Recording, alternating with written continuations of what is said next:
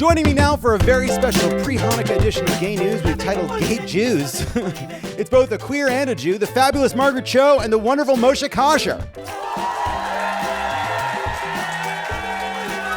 And Lucia. Hi, how are you? Come on, join me over here. Good to see you. Hi. Hi. Oh, that's so nice of you guys to give me such an adorable intro. Thank you. You know, before we get to this endless look, we live in an endless stream of anti-Semitism now, in a way that I think has surprised all of us. I've been struggling. I feel like before we get to it, gay news, Jew news, gay Jews. I feel like there's a problem in how there's like two things happening at once. On the one hand, this conversation around Kanye West, including some of the things he's saying, have exposed a kind of strain of above the surface, old school anti-Semitism and given it voice in a way that it hasn't had in recent past. It is giving it a level of prominence. It is giving sort of quarter to some of the worst elements in our society. And the other hand, and at the same time, it does seem as though a mentally ill person who does not get to use mental illness as an excuse for the views he holds is nonetheless being exploited by people who have an interest in using him and don't care about what happens to him. Nick Fuentes would not exploit a person. That's not his style. He's a good...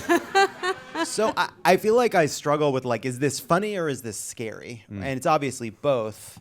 But, like, how do you think about it? That's the classic Jewish dichotomy, Yeah. isn't it? Yeah. That's just Jewish. We should write a history book. Is it funny or is it scary? It's both. Let's eat or something like that. There is that list of, if you go through all the Jewish holidays, a surprising number of them are, they tried to kill us, let's eat. They tried to kill us. We won. Let's eat. Yeah. I think it is always Nazism is always funny until it really isn't. That's like that. My experience with, watching Kanye West in a fucking Formula One gimp suit being counseled by Alex Jones to dial it back a little bit is like one of the truest, bizarre, surreal experiences of my life. As a lifelong hip hop fan, by the way, this is not my first, second, or third heartbreak from a rapper revealing himself to have some interesting choices when it comes to the Jews. So, there was Public Enemy, then there was Ice Cube, and then now Kanye. It's fucking depressing. It's just scary and depressing, but also funny, because I think it's hilarious that Kanye West feels beset on all sides by the forces of iniquity, and the way he's going to fight against it is fashion. To me, that it is so funny. It's like there's a global cabal of people that want to destroy me. They want to take me out and assassinate me. To fight it, I've got a really lovely paisley tunic that I've decided to... It's too much. Well, it's also just they act like the Holocaust didn't happen. It's not that long ago. And it's not that long ago. There are still people who experienced it who are alive now. It's really just a horrifying... I don't know. Like, I feel like I don't want to pay any attention to it, but it's just... It keeps drawing me back. It's almost you don't want to dignify it with a response, but the response is such outrage and such pain. And he's not anti-Semitic at all. No. Lucia's just loves licking a Jew, and I think does. To fight against global anti-Semitism, this small dog. She's winning the war. I did cover myself in matzo ball soup before I got here, so, as I always do before I perform. But it emboldens people. It emboldens people who really have bad intentions, who have bad ideas, who have guns. It's just that's the main problem. Is that Kanye can be a joke for as long as we laugh at it, but there are real people out there who totally who don't even care about him and who he is and who his work is, but they're saying that it's okay to hate, and that's what's frightening. But what's funny is Kanye. There's this great interview with Kanye where they're like, did you want to dial any of this stuff back? And he's got this big gotcha moment where he pulls out this chart of entertainment executives, and all the Jews are highlighted in red, and he's like, all Jews, as if he's breaking the news that Jews have a lot of jobs in the entertainment sector. Like, to me, I found, he also did a Netanyahu pun with a bottle of Yoo-hoo and a net today on InfoWars.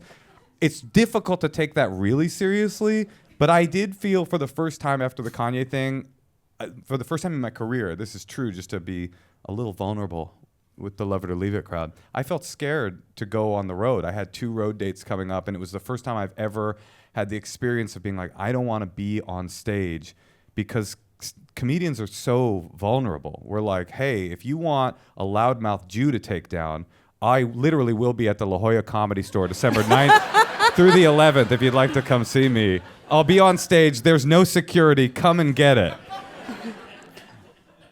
I feel like this is the place to let people know that you'll need backup. This audience is backup. This audience is back up? Yeah. I'm not saying... No. I mean, I'm saying they could call for help. No. Yeah, they're good at calling I'm going to 911. tweet the shit out of this. Yep. Give me the audience of the Drink Champs or something if I need security. Listen, I would love to engage in a really spirited debate over coffee with any of you, but I don't know if I trust you guys to defend me against hulking anti-Semites. But you know what I really wish is that Kanye would give Alex Jones a bigger jacket. Because his jacket is so tight and it's pushing all of his like rage and conspiracy up through his neck, that making his neck really wide. Because he needs to go up like at least 2 sizes. His jacket is like really small. And Kanye is dressed like a ski instructor all the time now. Mm-hmm. They could kind of split the jacket difference, and both of them would have regular jackets. Or if Alex Jones would just put on Kanye's jacket. I think that would be an easy fix because his jacket's so big. That would be crazy if Alex Jones put on Kanye's jacket and immediately became like, he's like a Biden voter all of a sudden. He's like, you know what? I'm a centrist. I'm a pragmatic man. I've had some blood flow issues, and I think I was misunderstood. There's something that happens to these right wing. Their voice, it goes up here. It gets very hard. They get very tight. Their voices go back. It goes back, and they can talk for a very long time. But it's very much up here. It's really constricted. Really constricted. Another weird thing that happens to them is that they start. Did you see the InfoWars stuff today? I saw that there was a net and Yoo-hoo thing. Yeah, the net and Yoo-hoo. And then classic. I actually, literally, I'll tell you what I because I read a bunch of stories about it, and when I saw the clip, I literally emailed everybody on the team and said, we can't use this footage. Like, we cannot participate in the spreading of basically virulent anti-Semitism combined with the exploitation of a mentally ill person in some kind of an episode. Because he's in an episode. He's wearing a ski mask. He is ranting. There are these 2 fucking vile bigots smiling, like kind of rubbing their hands together like they can't believe their luck. I fucking hate it. And it's funny. Mm-hmm. And Alex Jones kept saying it was lit. That might be something you missed. But he's like, this is lit.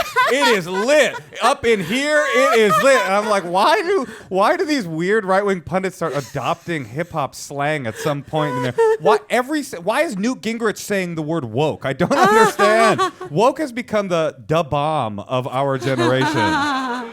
You know what else is bomb? Some of these pre-written things we're going to do right now. So here's how this works. We're going to do Gay Jews, which is just gay news with some Jewish news mixed in. Great. Way to go, art department. And so here's how we're just going to kick it off. Margaret, I believe you have the first one, and we'll just go. Right. And how we go into each one. We say, but gay Jews. Okay. But gay Jews. That's so many more bups than we can possibly keep track of. Okay. But can I do like McDonald's vibes? It's supposed to be it's supposed to be like the newsreels that they showed in the movies during World War II, like almost like the like Morse code, like bup. But it kind of has evolved into a McDonald's like slogan. I'm loving it, gay Jews. Great. Netanyahu. Something like that. Yeah. Okay.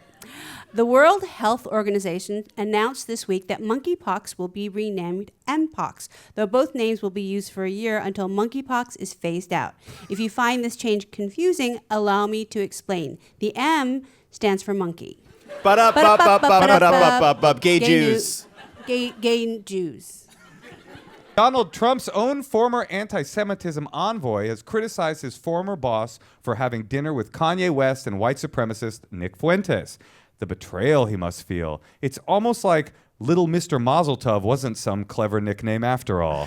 Gay Jews. In an interview with The Hollywood Reporter, Steven Spielberg said his parents were actually nagging him to make a film about them ahead of their deaths, saying, "When are you going to tell that story about our family, Steve?" Which, interestingly enough, is also why he made E.T. When are you going to tell that story about the little cross-dressing alien, Steve? Huh? The family needs the tale to be told. Gay Jews. A gender-fluid federal government official has been placed on leave after allegedly stealing a Vera Bradley suitcase from a baggage claim at the Minneapolis-St. Paul airport. The official wasn't arrested, however, since gender-fluid people can simply ooze between the cell bars like the T-1000. All right, no, I just want to make one point about this. The fact that this person is gender fluid is only in the story because it's of use to the right. Like, their gender fluidity is not relevant to why they stole the suitcase. A lot of straight and cisgendered people stole suitcases today. Not as much news. However, that all being said, you can do two things as far as I'm concerned. As a member of the LGBTQ community, you can steal suitcases, or you can have articles about you being a path-breaking federal official who's amongst the first gender-fluid person to ever have that job. You can't do both. I'm sorry. Once you've gone for the headlines, I support it. Love the headlines. You can't steal a suitcase. Absolutely. You've raised the bar on yourself. Look, who among us hasn't looked at the suitcases going by and thought, what could happen? Is anyone watching? Look at that one. Look at that one. This place is filled with people. I could surely take one and get away with it. We've all thought that. We've all done it. But not once you've had the articles. Then you can't. Yeah. That's why I don't pick up like a quarter if I see it on the ground. As a Jew, I can't be seen doing that. I mean, don't get me wrong. It fucking kills me not to. Well, there's a chance it's on a string and Kanye's got a fishing rod. That's right. No, he gets you with the net from the Netanyahu and he takes you back. I can't get the coin. Up, gay Jews. New York City will have a Hanukkah-themed pop-up bar this December called the Maccabee Bar. If you're eager to try the pop-up but you're not Jewish, don't fret. The Maccabees were famous for their violent, forced conversions. If SantaCon hears about this, it will end in bloodshed. Gay Jews. Walmart has removed from its website a $40 elegant sunscreen scarf that was actually a tallit or Jewish prayer shawl. How about I start marketing the rosary as tasteful anal beads, and we see how the goyim like it. Can I say my favorite? I don't want to derail this segment because I think it is lit. It is lit. It is lit. It is lit. But can I tell you my favorite factoid about the tallit? Mm-hmm. Do you, John, think that Hasidic Jews have sex through a hole in the sheet? Do you believe that about your people?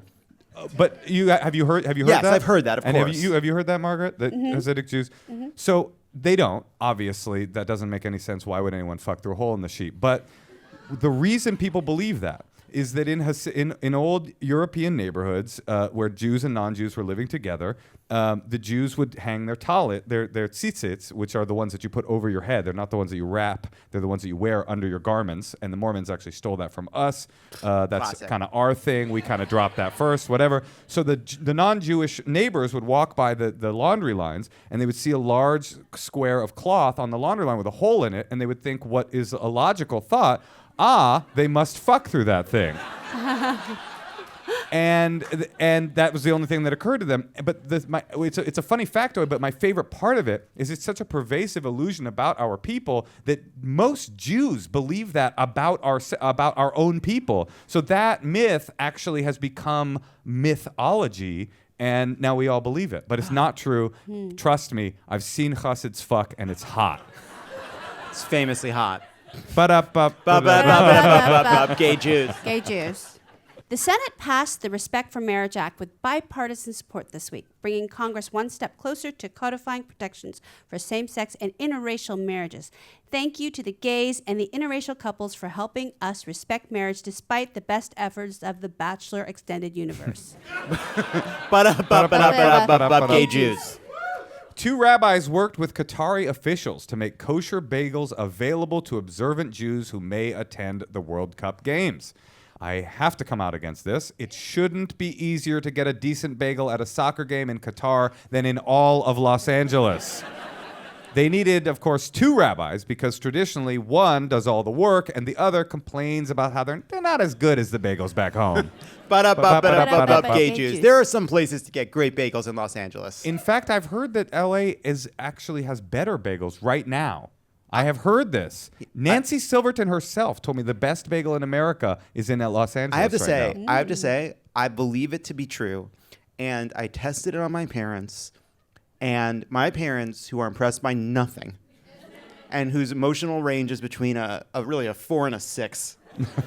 When I say that they were like, Jonathan, we didn't think these bagels were going to be what you said they were, but I think Los Angeles has the best bagels in America. I agree.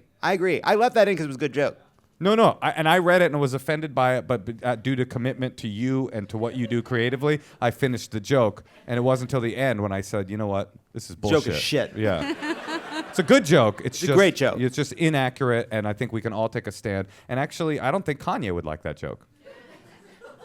And that's the most important thing. Gay Jews. You didn't do it all with me. Gay Jews. We're loving it. Following less pro-Hitler statements on InfoWars, the House Judiciary GOP Twitter account finally deleted their tweet declaring Kanye, Elon, Trump, presumably after remembering 3 people can't run on the same ticket. Gay Jews. In an interview with The Forward about the Fabelmans, Tony Kushner discussed his friendship with Steven Spielberg, saying that the 2 of them enjoy being in shul together. Stars. They're just like us, lying about enjoying being in shul. Gay Jews. Israeli Prime Minister Benjamin Netanyahu clarified that the Jerusalem Pride Parade will still happen after a newly appointed right-wing member of his cabinet vowed to cancel the event, calling it a promiscuous abomination. Promiscuous abomination. The life and times of producer Brian is hitting the shelves this spring. Brian wrote that. Gay Jews. And finally, Black Panther star Tenoch Huerta tweeted a thread in Spanish declaring, among other things, that he enjoys eating ass. And if your February 14th doesn't end in golden showers, to me, you are single. Please bow your head and pray for the engineers putting out the fires in the Duolingo mainframe as we speak. Gay Jews. When we come back, get out the dog whistles. It's a country club Republican. Thank you both so much. Thank you.